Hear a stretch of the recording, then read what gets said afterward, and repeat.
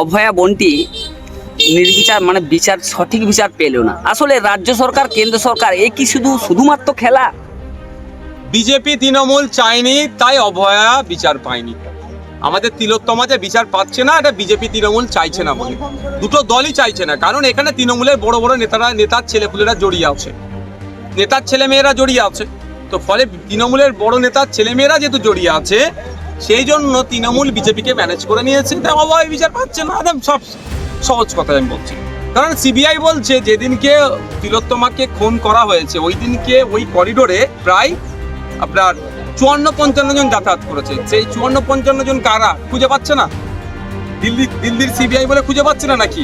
তাহলে ও যারা সিসিটিভির ফুটেজটা পাবলিক করে দিক, পাবলিক করে বলুক যে এরা কারা একটু খুঁজে দাও, আমরা খুঁজে দেবো। আমার পাড়ার কেউ, আমার এলাকার কেউ যদি হয় তাকে সিবিআই দপ্তরে আমার তার নাম ঠিকানা পৌঁছে দেবো। তা করছে না কেন?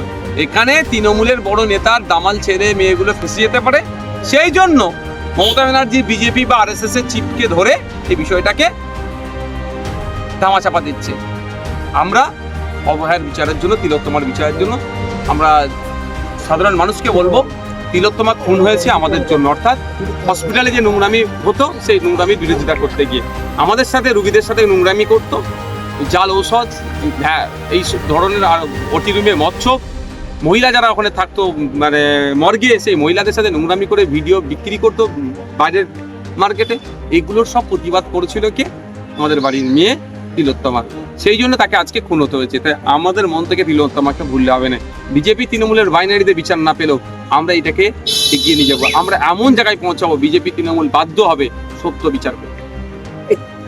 দেখলাম কালীগঞ্জে নির্বাচনের পরে বিজয় উল্লাস করতে গিয়ে একটি বোন, ছোট্ট ক্লাস 4-এর বোন, তাকে আজকে খুন হতে হলো। আসলে বলতে যাচ্ছি, পশ্চিমবাংলাটা কি বোম বারুদের স্তূপে বর্তমানে হয়ে গেছে? এখানে কি নারীরা সংরক্ষিত নয়? সেই জায়গায় পৌঁছে দিয়েছে। আজ আমরা 9ই আগস্ট থেকে 15ই আগস্ট পর্যন্ত অধিকার সভা রেখেছি। জাতীয় পতাকা উত্তোলন করে আমাদের প্রোগ্রাম সমাপ্ত হবে 15ই আগস্ট।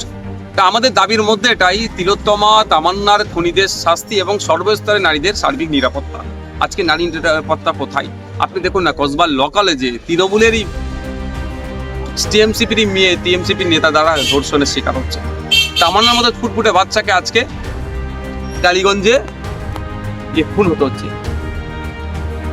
হাঁসখালির বোনটার কথা ভুলে যাচ্ছি আমরা, নাবালিকাকে কি ধর্ষণ করেছিল, রাতারাতি তাকে দাহ করেছে।